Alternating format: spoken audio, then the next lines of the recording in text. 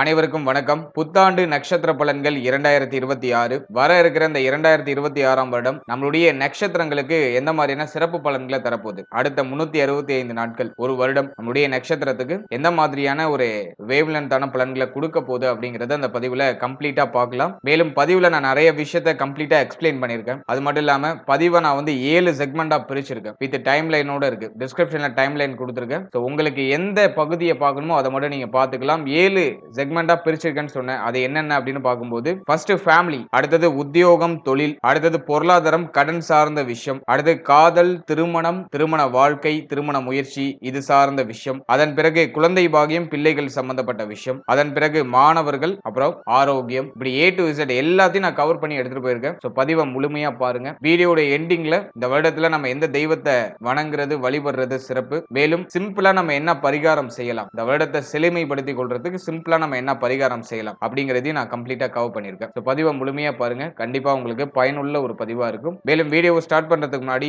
Subscribe பண்ணாதவங்களா இருக்கீங்கன்னா மறக்காம subscribe பண்ணிக்கோங்க. அப்படியே பக்கத்துல இருக்க பெல் சிம்பிளை கிளிக் பண்ணிக்கோங்க. அப்பதான் நாங்க போடுற இது போல பயனுள்ள பதிவுகள் எல்லாம் உங்களுக்கு நோட்டிபிகேஷனாக கிடைக்கும். இப்போது மிதன ராசி புனர்பூசம் நட்சத்திரக்காரர்களுக்கு இந்த புத்தாண்டு 2026ஆம் வருடம் எப்படி இருக்க போகிறது அப்படிங்கறத இந்த பதிவுல நம்ம தெளிவாக பார்க்கலாம். முதலாவது அந்த வருடத்துல பிளானட்டரி பொசிஷன்லாம் எப்படி இருக்கு, கிரகங்கள்லாம் எந்தெந்த இடங்கள்ல டிராவல் பண்ணுது, நமக்கு சாதகமா இருக்கா அப்படிங்கறத ஃபர்ஸ்ட் நம்ம அனலைஸ் பண்ணலாம். இந்த 2026ஆம் வருடத்தை பொறுத்த வரைக்கும் வருடத்துடைய ஆரம்பத்துல குரு நம்மளுடைய ராசி மற்றும் நம்முடைய நட்சத்திரத்திலே டிராவல் பண்ணுவாரு. அதுவும் வக்ரத்துல டிராவல் பண்ணுவாரு. மார்ச் 9 வரைக்கும் குரு பகவான் நம்முடைய ராசி மேல வக்ரத்துல டிராவல் பண்ணுவாரு. மார்ச் 9ல வக்ர நிவர்த்தியாகி நேர்கதியில டிராவல் பண்ணுவாரு. இந்த வருடத்துல மிக முக்கியமான ஒரு பயிற்சினா அது குரு பயிற்சி தான். ஏன் அப்படி நான் சொல்றேன்னா, குரு 11 வருடம் கழித்து மீண்டும் இந்த வருடத்துல கடகத்துல வந்து உச்சமாக போறாரு. அது வந்து ஒரு மிகப்பெரிய விசேஷம். அது நம்மளுடைய ராசி நம்மளுடைய நட்சத்திரத்துக்கு இன்னும் கூடுதல் சிறப்பு. ஏன்னா குரு வந்து 7-10க்கு ஆதிபத்தியம் பெற்ற ஒரு விசேஷமான கிரகம். அவர் இயற்கை சுபர். அது மட்டும் இல்லாம நமக்கு மிக முக்கியமான இடங்களுக்கு அதிபதியாக வந்துருவார். எனவே நம்மளுடைய ராசி நம்மளுடைய நட்சத்திரத்திற்கு குரு 2ஆம் இடத்துல வந்து உச்சமாகிறது ஒரு யோகமான அமைப்பு, ஒரு உன்னதமான வளர்ச்சியை தரக்கூடிய அமைப்பு. அதனால இந்த வருடத்துல ஜூன் 1ஆம் தேதி நிகழ இருக்கிற இந்த குரு பயிற்சி நம்மளுடைய ராசி நம்மளுடைய நட்சத்திரத்திற்கு நிச்சயம் மிகப்பெரிய முன்னேற்றத்தையும் மிகப்பெரிய ஏற்றத்தையும் கொடுக்கும். ஏன்னா நம்மளுடைய ராசி நம்மளுடைய நட்சத்திரத்துக்கு கடந்த சில வருடமாவே ஒரு ப்ராப்பரான ஒரு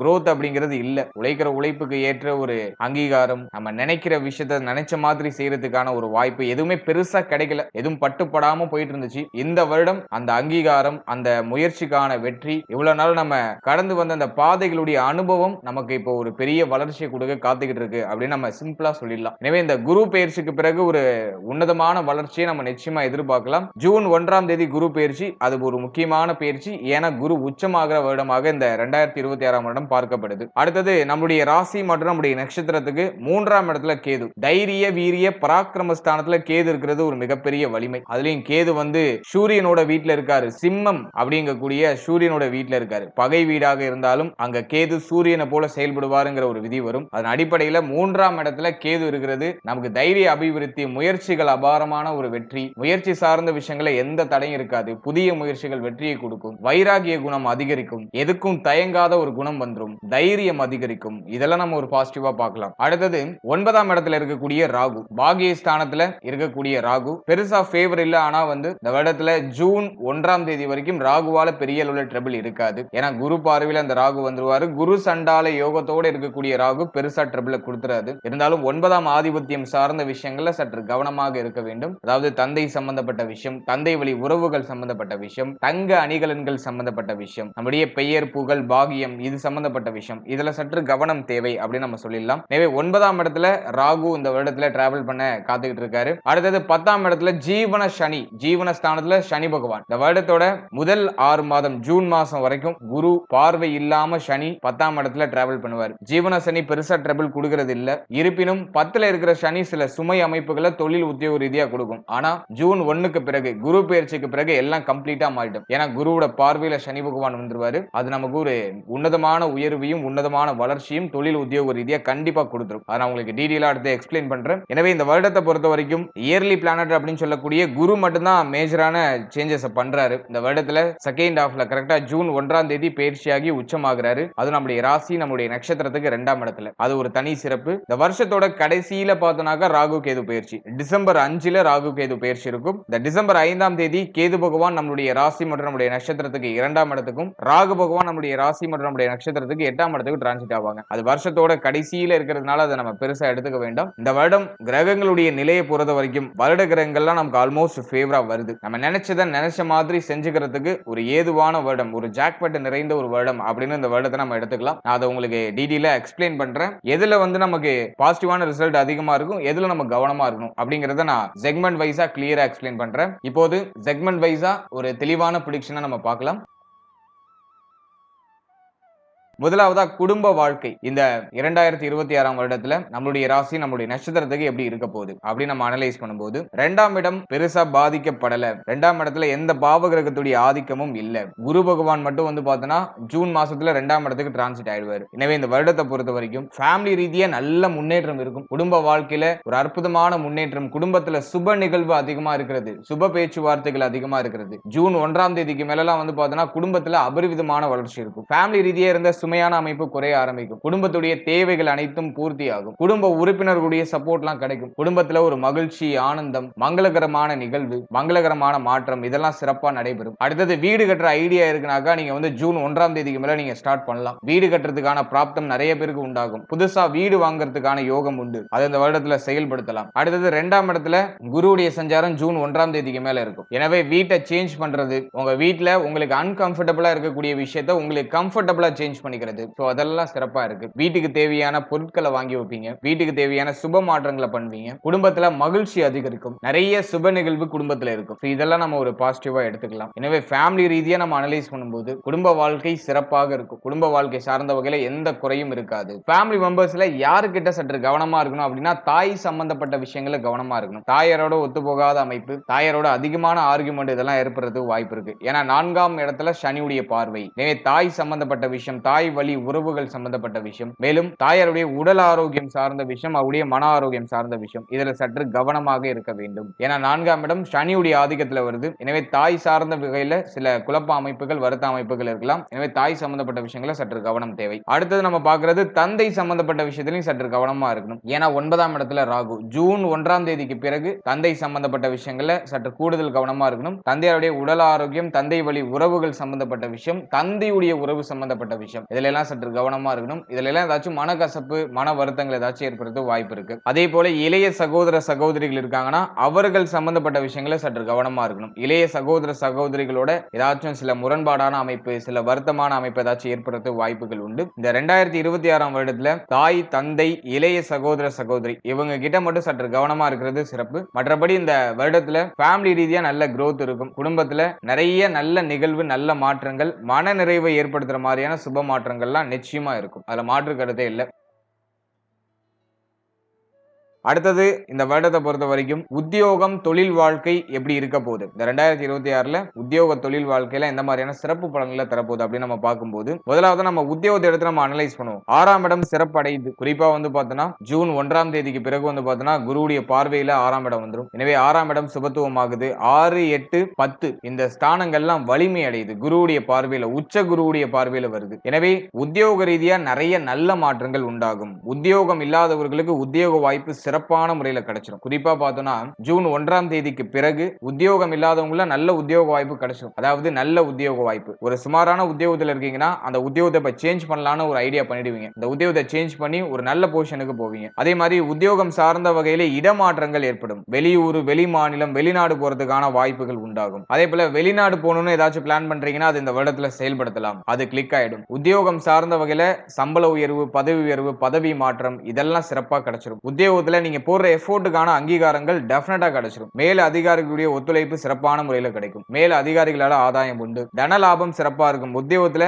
நல்ல ஒரு உங்களுடைய தகுதிக்கு தகுந்தாற் போல நல்ல ஒரு உத்தியோகம் அப்படிங்கிறது உங்களுக்கு கிடைச்சிடும். தகுதிக்கு தகுந்தாற் போல நல்ல ஊதியம் உங்களுக்கு கிடைச்சிடும். கடந்த வருடம்லாம் பார்த்தோம்னாக்கா நம்ம படிச்ச படிப்புக்கும் நம்ம பார்த்த வேலைக்கும் சம்பந்தமே இருந்திருக்காது. நம்ம உழைக்கிற உழைப்புக்கும் நம்ம வாங்குற சம்பளத்துக்கும் சம்பந்தமே இருந்திருக்காது. இப்படியே எதிர்க்கு மாறாக இந்த 2025ஆம் வருடத்துல நமக்கு சில பலன்கள் அப்படிங்கிறது கிடைச்சிருக்கும். ஆனா இந்த வருடத்துல நம்முடைய தகுதிக்கு தகுந்த சுபத்துவமான வளர்ச்சியும் சுபத்துவமான மாற்றமும் டெஃபினட்டா ஏற்படும். குறிப்பா உத்தியோகம் சார்ந்த வகையில. எனவே இந்த வருடத்துல ஜூன் 1ஆம் தேதிக்கு பிறகு உத்தியோகத்துல நல்ல ஏற்றம், நல்ல முன்னேற்றம் அப்படிங்கிறது ஏற்பட ஆரம்பிச்சிடும். அதுல மாற்று கருத்தே கிடையாது.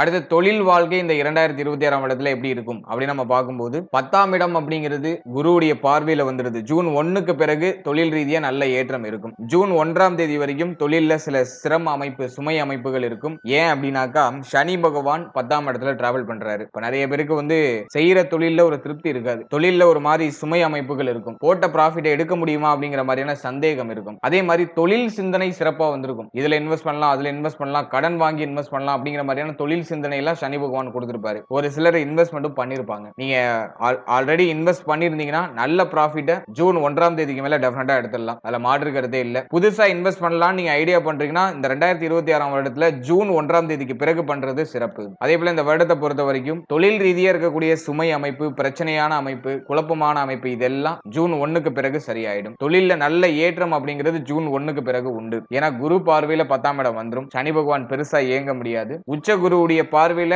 சனி பகவான் வரதுனால தொழில் ரீதியா நல்ல ஏற்றம், நல்ல உழைப்பீங்க, கடுமையான உழைப்பை கொடுப்பீங்க. அந்த உழைப்புக்கான அங்கீகாரம் சிறப்பா கிடைச்சிரும். கடந்த காலகட்டம் எவ்வளவு உழைச்சிருந்தாலும் ஒரு அங்கீகாரம் கிடைச்சிருக்காது. எவ்வளவு உழைச்சிருந்தாலும் அந்த தொழில்ல ஒரு growth இருந்திருக்காது. ஆனா இப்போ நல்லா உழைப்பீங்க, அதுக்கான தகுந்த ஊதியம், தகுந்த அங்கீகாரம் அப்படிங்கிறது தொழில் ரீதியா டெஃபினட்டா கிடைச்சிரும். தொழில அடுத்த கட்டத்துக்கு எடுத்துட்டு போறதுக்கான வாய்ப்பை இந்த 2026ஆம் வருடம் டெஃபினட்டா நமக்கு ஏற்படுத்தி கொடுக்கும். எனவே தொழில் சார்ந்த வகையில இன்வெஸ்ட்மெண்ட் பண்ணலாமா அப்படின்னா தாராளமா பண்ணலாம். கொஞ்சம் பொறுமையா இருங்க. ஜூன் 1க்கு பிறகு பண்றது சிறப்பு. மற்றபடி ஆல்ரெடி இன்வெஸ்ட்மெண்ட் பண்ணவங்களுக்கு இந்த நேரம் வந்து ஒரு நல்ல ப்ராஃபிட்டான டைம் பீரியடா இருக்கும். 2026ஆம் வருடம் ஜூன் 1ஆம் தேதிக்கு பிறகு உத்தியோகத்துல நல்ல அபாரமான வளர்ச்சியும் அபாரமான ப்ராஃபிட்டும் டெஃபினட்டா கிடைக்கும். அதுல மாற்று கருத்தே இல்ல.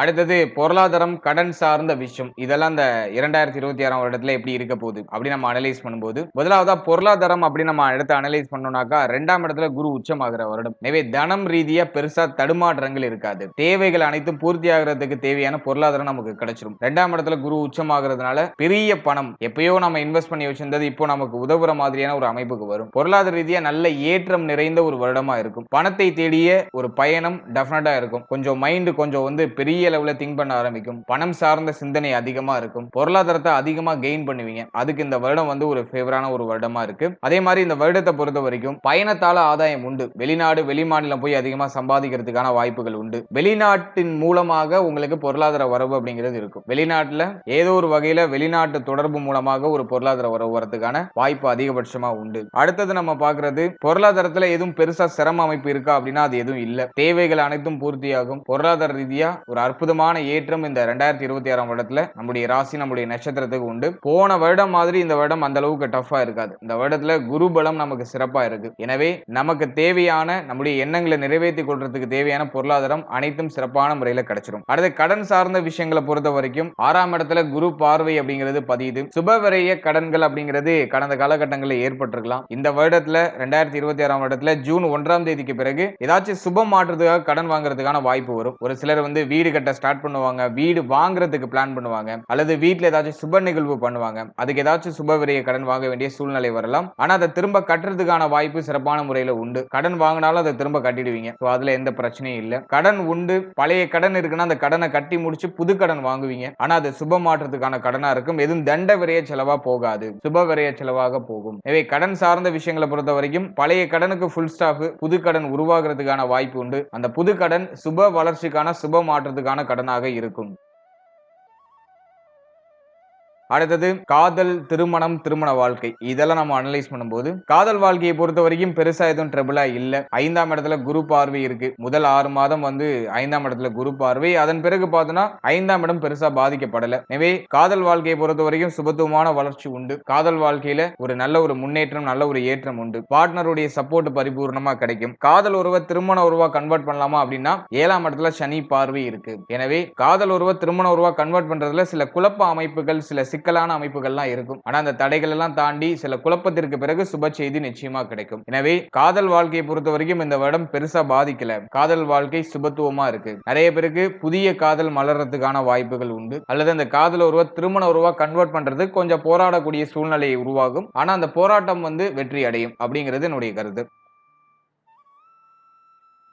அடுத்தது நம்ம பாக்குறது திருமண முயற்சி. இதுல நம்ம அனலைஸ் பண்ணி பார்க்கும்போது 7ஆம் இடத்துல குரு பார்வை இருக்கு. முதல் 6 மாதத்துல திருமண முயற்சி பண்ணீங்கன்னா டெஃபினட்டா அது கிளிக் ஆயிடும். திருமண முயற்சியில இருக்கீங்கன்னாக்கா ஜனவரில இருந்து நீங்க நல்லா பிளான் பண்ணுங்க. இப்போல இருந்தே ஸ்டார்ட் பண்ணலாம். உடைய திருமண முயற்சிகள் முதல் 6 மாதம் ஜூன் 1ஆம் தேதிக்குள்ள ஒரு குட் நியூஸை கொண்டு வந்து சேர்க்கும். ஜூன் 1க்கு பிறகு குடும்பத்துல மங்களகரமான விசேஷம் நடக்கும் நான் சொல்லியிருந்த ஆரம்பத்திலேயே. எனவே நீங்க இப்போவே ஜனவரிலேயே நீங்க ஸ்டார்ட் பண்ணீங்கன்னா ஜூன் 1க்குள்ள சுப செய்தி கிடைக்கும். ஜூன் 1க்கு பிறகு திருமணம் ஆயிடும். எனவே திருமண முயற்சிகள் வெற்றியை கொடுத்துரும். திருமணம் சார்ந்த வகையில நிறைய பேருக்கு நிச்சயதார்த்தமாகிறது, சுப மாற்றம் ஏற்படுறது, சுப விரைய கடன்கள் உருவாகிறது. ஏதாச்சும் ஒரு மங்களகரமான மாற்றம் உண்டு. அதுல மாற்று கருத்தே கிடையாது. எனவே திருமண முயற்சியில் இருக்கிறவங்களுக்கு நல்ல செய்தி மிக விரைவா கிடைச்சிரும். அடுத்தது திருமண வாழ்க்கை அப்படின்னு நம்ம அனலைஸ் பண்ணி பார்க்கும்போது சனியுடைய பார்வை 7ஆம் இடத்துல இருக்கு. முதல் 6 மாதம் பெருசா ட்ரபிள் இல்ல. வாழ்க்கை துணை சார்ந்த வகையில பெரிய அளவிலான பிரச்சனையோ குழப்பங்களோ இல்ல. முதல் 6 மாதம் அப்படியே ஸ்மூத்தா நகர்ந்துரும். அதே மாதிரி இந்த நேரத்துல சில ஏக்க அமைப்புகளை அந்த சனி பார்வை கொடுக்கும். ஒரு சிலர்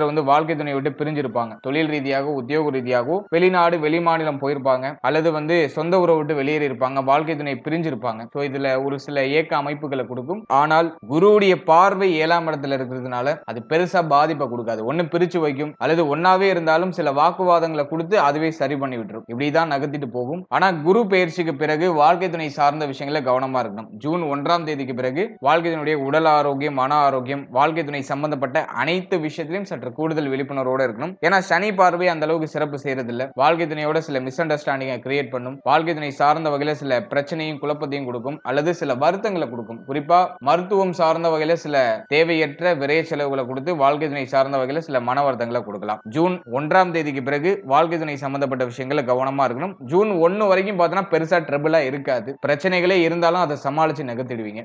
திருமண வாழ்க்கையில சற்று கவனம் தேவை. அடுத்தது குழந்தை பாகியம், பிள்ளைகள் சம்பந்தப்பட்ட விஷயம். இதெல்லாம் நம்ம அனலைஸ் பண்ணி பார்க்கும்போது முதலாவதா குழந்தை பாகியத்தை நம்ம அனலைஸ் பண்ணோம்னாக்கா 5ஆம் பாவகம் சிறப்பா இருக்கு. குழந்தை பாகியம் இல்லாதவங்களுக்கு குழந்தை பாகியத்துல சுப செய்தி கிடைச்சிரும். இந்த முதல் 6 மாதத்துல நீங்க அந்த சுப செய்தியை எதிர்பார்க்கலாம். 12ஆம் பாவகம் ஆக்டிவ்ல இருக்கிறதுனால ஒரு சிலருக்கு மருத்துவ செலவுகளோட மருத்துவ பரிசோதனைக்கு பிறகு சுப செய்தி கிடைக்கும். எது எப்படியோ இந்த வருடத்துல குழந்தை பாகியத்துல நல்ல செய்தி உண்டு. நல்ல குழந்தை பாகியத்தை முயற்சி பண்றீங்கன்னா தாராளமா அந்த முயற்சிகளை நீங்க நம்பிக்கையோட செய்யலாம். சுப செய்தி கண்டிப்பா கிடைச்சிரும். முதல் குழந்தைக்கு ட்ரை பண்றீங்க, அதுல சுப செய்தி மிக விரைவா கிடைக்கும். நீங்க செகண்ட் பேபிக்கு ஏதாச்சும் நீங்க பிளான் பண்றீங்க, 2வது குழந்தைக்கு முயற்சி பண்ணிட்டு இருக்கீங்க அப்படின்னாக்கா அதுல சில தடை அமைப்புகள் இருக்கும். ஏன்னா ராகு 9ல அமர்ந்திருக்காரு. அதே மாதிரி சனி பகவானுடைய பார்வை அப்படிங்கிறது நம்மளுடைய ராசி, நம்மளுடைய நட்சத்திரத்துக்கு 7ஆம் இடத்துல இருக்கு. எனவே செகண்ட் பேபிக்கு நீங்க ட்ரை பண்றீங்கன்னா அதுல சில தடை அமைப்பு, தாமத அமைப்பு இருக்கும். ஆனா சுப செய்தி கிடைக்கும். சில குழப்பங்களுக்கு பிறகு, சில தடைகளுக்கு பிறகு சுப செய்தி கிடைச்சிடும். எனவே குழந்தை பாகியம் சுபத்துவமா இருக்கு. குழந்தை பாகியத்தை முயற்சி பண்ணலாம். நல்ல செய்தி மிக விரைவாகவே கிடைக்கும். அடுத்தது பார்த்தோம்னாக்கா பிள்ளைகள் சார்ந்த விஷயம். பிள்ளைகளை பொறுத்த வரைக்கும் இந்த வருடத்துல அவங்களுக்கு ஒரு நல்ல ஏற்றம் உண்டு. அதுல மாற்று கருத்தே இல்ல. முதல் 6 மாதத்துல பார்த்தோம்னா பிள்ளைகள் சார்ந்த வகையில நல்ல வளர்ச்சி இருக்கும். பிள்ளைகளால ஏற்பட்ட மன உளைச்சல் எல்லாம் குறையும். ஆனா சனி பார்வை 5க்கு 12ல பதிகிறதுனால, அதாவது 4ஆம் இடத்துல பதிகிறதுனால பிள்ளைகளால நிறைய விரைய செலவுகள் இருக்கும். பிள்ளைகளுக்கு கல்வி சார்ந்த வகையிலேயோ அல்லது பிள்ளைகள் சார்ந்த விஷயங்கள் ஏதோ ஒரு விஷயத்தின் மூலமாக நிறைய விரைய செலவுகள் இருக்கும். இந்த நேரத்துல பிள்ளைகளுக்கு சுப விசேஷம் பண்ணலாமா அப்படின்னா தாராளமா பண்ணலாம். தேவையில்லாத தண்ட விரைய செலவா போகாம பிள்ளைகளுக்கு சுப விரைய செலவாக அதை நீங்க பண்ணிடுறது சிறப்பு. எனவே சுப விசேஷம் ஏதாச்சும் பண்ற ஐடியா இருக்குன்னா அதை தாராளமா பண்ணலாம். இந்த இடத்துல குரு பார்வை 5ஆம் இடத்துல இருக்கிறதுனால பிள்ளைகளால பெயர் புகழ் இதெல்லாம் சிறப்பான முறையில கிடைச்சிடும். பிள்ளைகள் பற்றி இருக்கக்கூடிய கவலைகள்லாம் குறைய ஆரம்பிக்கும். பிள்ளைகளுக்கு அவர்களுடைய வயதுக்கு தகுந்த ஏதாச்சும் சுப மாற்றம், சுப வளர்ச்சி ஏதாச்சும் பண்ணணும், அதை தாராளமா பண்ணலாம். குறிப்பா திருமணம், காது குத்து, வேற ஏதாச்சும் சடங்கு நிலைகள் ஏதாச்சும் பண்ண வேண்டியது இருக்குன்னா அதை தாராளமா செய்யலாம். இந்த வருடம் அதுக்கு ஏதுவான வருடம். எனவே பிள்ளைகள் சார்ந்த வகையில ஒரு நல்ல முன்னேற்றம் உண்டு. பிள்ளைகளால மகிழ்ச்சி உண்டு. பிள்ளைகளுக்கு சுப விசேஷம், சுப மாற்றம் உண்டு. பிள்ளைகளுக்கு சுப விரய செலவுகளும் உண்டு. அடுத்தது மாணவ மாணவிகளுக்கு இந்த 2026ஆம் வருடம் எப்படி இருக்க போகுது அப்படின்னு நம்ம பார்க்கும்போது 4ஆம் இடம் சனியுடைய ஆதிக்கத்துல வந்துருது. மோஸ்ட்லி நிறைய பேருக்கு பார்த்தோம்னா படிப்பு மேல இன்ட்ரெஸ்டே இருக்காது. மாணவ மாணவிகளுக்கு கல்வி சார்ந்த வகையில சில பிரஷரான அமைப்பு இருக்கும், சில குழப்ப அமைப்புகள் இருக்கும். படித்து முடிக்கக்கூடிய மாணவ மாணவிகளுக்கு சில குழப்ப நிலைகள் இருக்கும். அடுத்தது நம்ம என்ன படிக்கலாம், அடுத்து நம்ம கெரியர் எதை நோக்கி நம்ம பயணிக்க போறோம், அடுத்து நம்ம என்ன மூவ்மெண்ட் பண்ணலாம் அப்படிங்கிற மாதிரியான குழப்ப அமைப்புகள் இருக்கும். ஆனால் ஜூன் 1ஆம் தேதிக்கு பிறகு அந்த குழப்பத்துக்கு ஒரு தெளிவு கிடைக்கும். ஏன்னா குரு ஜென்ம குருவா இருந்து அப்படியே நகர்ந்துருவாரு. ஜூன் 1ஆம் தேதி பயிற்சியாகி உச்சமாயிடுவாரு. ஜூன் 1ஆம் தேதிக்கு பிறகு சிறந்த வழிகாட்டுதல் ஸ்டூடெண்ட்ஸுக்கு கிடைச்சிரும். எனவே அது வரைக்கும் ஓவரா குழப்பிக்க வேண்டாம். கல்வி சார்ந்த விஷயங்களை பொறுத்த வரைக்கும் எதையும் தள்ளி போடாம, அலட்சியம் காட்டாம, சற்று கூடுதல் விழிப்புணர்வோடு இருந்து படிக்கும்போது சுப வளர்ச்சியும் சுப மாற்றமும் நிச்சயமா உண்டு. ஏன்னா அந்த நேரத்துல நிறைய பேருக்கு வந்து கவனச்சிதறல் அதிகமா இருக்கும். ஏன்னா 4ஆம் இடத்துல சனி பார்வை. எனவே கவனச்சிதறல் அதிகமா இருக்கும். தேவையில்லாத விஷயங்களை அதிகமா மனசுல போட்டு குழப்பிக்கிறது, நிறைய டிஸ்ட்ராக்ஷன்ஸ்க்கு ஆளாகிறது, இதெல்லாம் வந்து இந்த நேரத்துல கொஞ்சம் அதிகமா இருக்கும். அதெல்லாம் சற்று நம்ம சரிப்படுத்திக்கிறது ரொம்ப நல்லது. படிப்புல கொஞ்சம் இன்ட்ரெஸ்ட் குறையும், ஆர்வம் குறையும். எனவே படிப்புல உங்களுடைய ஆர்வத்தை இன்னும் நல்லா மிருகேத்திக்கிறது நல்லது. சனி பார்வை நாள்ல இருக்கும்போது கல்வி சார்ந்த வகையில சில சுமை அமைப்புகளை காமிக்கும். நிறைய இருக்கு படிக்கிறதுக்கு, அப்படியே யோசிச்சாலே அப்படியே மலைச்சு போற மாதிரி இருக்கும். அதனால ஸ்டூடெண்ட்ஸ் வந்து இந்த நேரத்துல எதையும் நினைச்சு பெருசா கவலைப்படாம, ரொம்ப ஓவரா திங்க் பண்ணாம, கல்வி சார்ந்த விஷயங்கள்ல சற்று கவனம் செலுத்தினாலே உங்களுக்கு ஒரு நல்ல வெற்றி, நீங்க உழைக்கிற உழைப்புக்கான உங்களுடைய முயற்சிக்கான ஒரு அங்கீகாரம் டெஃபினட்டா கிடைச்சிரும். ஏன்னா முயற்சி ஸ்தானத்துல கேது இருக்காரு. முயற்சி சிறப்பா இருக்கும். நீங்க எடுக்கிற முயற்சி வெற்றி அடையும். ஆனா அலட்சியம் இல்லாம இருக்கணும். சனி பார்வை மட்டும் என்ன பண்ணுனா எல்லாத்துலயும் அலட்சியத்தை காமிக்கும். பாத்துக்கலாம், இது அப்புறம் பாத்துக்கலாம் அப்படிங்கிற மாதிரியான சோம்பேறித்தனத்தை கொடுக்கும். அந்த அலட்சியத்தை மட்டும் குறைச்சிட்டு சற்று கூடுதல் விழிப்புணர்வோடு இருந்து செயல்படும் போது கல்வி சார்ந்த வகையில நல்ல முன்னேற்றம் அப்படிங்கிறது டெஃபினட்டா ஏற்படும். எனவே கல்வியை பொறுத்த வரைக்கும் இந்த நேரத்துல நிறைய செலவு இருக்கும். படிப்புக்காக நிறைய செலவு செய்ய வேண்டிய சூழ்நிலைகள் உண்டாகும். நிறைய பேர் வந்து சொந்த ஊர்ல இருக்க முடியாது. சொந்த ஊரை விட்டு வெளியூருக்கு போவாங்க. படிப்புக்காக வெளியூர், வெளிமாநிலம், வெளிநாடு போறதுக்கான வாய்ப்புகள் உண்டாகும். ஃபேமிலியை விட்டு பிரிஞ்சு போவாங்க.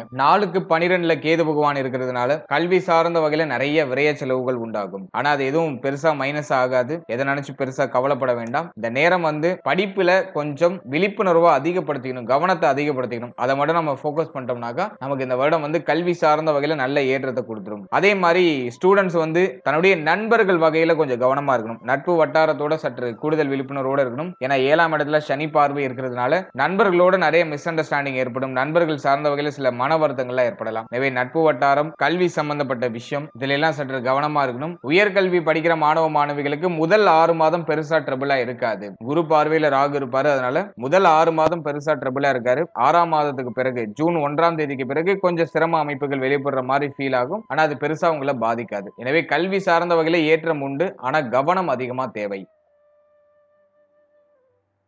அடுத்ததாக இந்த உடல் ஆரோக்கியம் இந்த 2026ஆம் வருடத்துல எப்படி இருக்க போகுது அப்படி நம்ம அனலைஸ் பண்ணும்போது ஹெல்த் ரீதியா பெருசா எதுவும் ட்ரபிளா இல்ல. சனி 10ல இருக்கிறதுனால நிறைய சுமை அமைப்புகள் தொழில் உத்தியோகத்துல இருக்கும். அது மட்டும் கொஞ்சம் ஹெல்த்தை கொஞ்சம் அலட்டுற மாதிரி இருக்கும். நேரத்துக்கு சாப்பிட முடியாத சூழ்நிலை, நேரத்துக்கு தூங்க முடியாத சூழ்நிலைகள்லாம் இருக்கலாம். ஆனா இதெல்லாம் பார்த்தோம்னாக்கா ஜூன் 1க்கு பிறகு சரியாயிடும். ஏன்னா சனியுடைய பார்வை 12ஆம் இடத்துல இருக்கு, 7ஆம் இடத்துல இருக்கு, அதே மாதிரி 4ஆம் இடத்துல இருக்கு. ஹெல்த் கொஞ்சம் அலட்டுற மாதிரியான ஒரு டைம் பீரியட் தான். டயத்துக்கு தூங்க முடியாது, டயத்துக்கு சாப்பிட முடியாது, ஒரு கம்ஃபர்டான ஒரு இடத்துல உங்களால இருக்க முடியாது. நீங்க இப்ப இருக்கிற இடம் உங்களுக்கு கம்ஃபர்டபிளா இருக்காது. அது ஏதாச்சும் ஒரு குறை இருக்கும், ஏதாச்சும் ஒரு மன வருத்தம் இருக்கும். மைண்ட் வந்து இப்போ ஃப்ரீயா இருக்காது. அதிகமா யோசிக்கும், அதிகமா கோபத்தை ப்ரொடியூஸ் பண்ணும். ஏன்னா 4ஆம் இடம் கெட்டு போயிருக்கு. அல்ல மனசு வந்து இப்போ வந்து ஒரு ஃப்ரீயா இருக்காது. மனசுல நிறைய ஏக்கம் இருக்கும், கவலை இருக்கும், அடுத்து என்ன அப்படிங்கிற கேள்வி இருக்கும். அதே மாதிரி சனியுடைய பார்வை 4ல இருக்கிறதுனால அதிகமான கோப உணர்வு வரும். இதெல்லாம் நம்ம வந்து இந்த நேரத்துல கொஞ்சம் குறைச்சிக்கிறது நல்லது. முக்கியமா இந்த வருடத்தை பொறுத்த வரைக்கும் டயத்துக்கு சாப்பிடுங்க, டயத்துக்கு தூங்குங்க. உடைய கால் பாதம் சம்பந்தப்பட்ட விஷயங்கள கவனமா இருக்கணும். அடுத்தது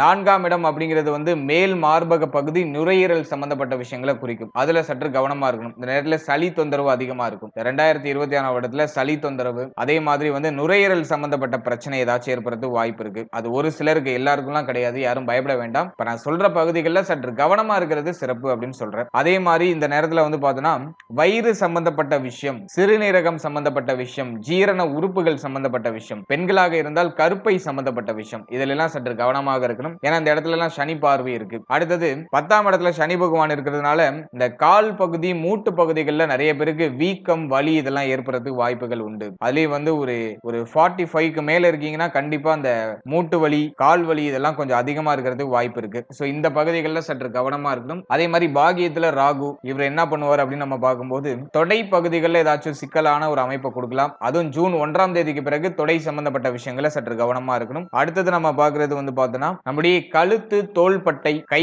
சம்பந்தப்பட்ட விஷயம், இதுல எல்லாம் கொஞ்சம் கவனமா இருக்கணும். காது சம்பந்தப்பட்ட விஷயங்கள்ல சற்று கவனமா இருக்கணும். ஏன்னா 3ல கேது. எனவே கழுத்து, தோள்பட்டை, முதுகு வலி இதெல்லாம் வந்து ஒரு சிலருக்கு எட்டி பார்க்க வாய்ப்புகள் உண்டு. இதுல மட்டும் நம்ம வந்து இந்த வருடத்துல கொஞ்சம் கவனமா இருக்கணும். யாரும் பயப்பட வேண்டாம். சற்று இதுல கவனம் செலுத்திக்கிறது சிறப்புன்னு சொல்றேன். அதே மாதிரி ஹெல்தியான ஃபுட் சாப்பிடுங்க, டயத்துக்கு சாப்பிடுங்க, டயத்துக்கு தூங்குங்க. ஓவரா திங்க் பண்ணாங்க மைண்ட் கொஞ்சம் ரிலாக்ஸா வச்சுக்கோங்க. ஜென்ம குரு நடந்துட்டு இருக்கிறதுனால ஓவரா திங்க் பண்றது, அதிகமான கோபம் வருது, எதையும் கண்ட்ரோல் பண்ண முடியாத சுச்சுவேஷன்லாம் இருக்கும். அதெல்லாம் நம்ம கொஞ்சம் மெயின்டைன் பண்ணிக்கிறது நல்லது. இந்த வருடத்துல நல்ல மெடிடேஷன் பண்ணணும். உடல் ஆரோக்கியம் பாதிக்கப்பட்டிருக்குங்கிறத விட மன ஆரோக்கியம் வெகுவா பாதிக்கப்பட வாய்ப்புகள் உண்டு. எனவே இந்த 2026ஆம் வருடத்துல நல்லா மெடிடேஷன் பண்ணிக்கணும். இஷ்ட தெய்வ வழிபாடு அதிகமா இருக்கணும். இதெல்லாம் நம்ம வந்து கொஞ்சம் ப்ராப்பரா மெயின்டைன் பண்ணாலே இந்த வருடம் வந்து நமக்கு ஒரு சிறப்பான முன்னேற்றத்தை கொடுத்துரும்.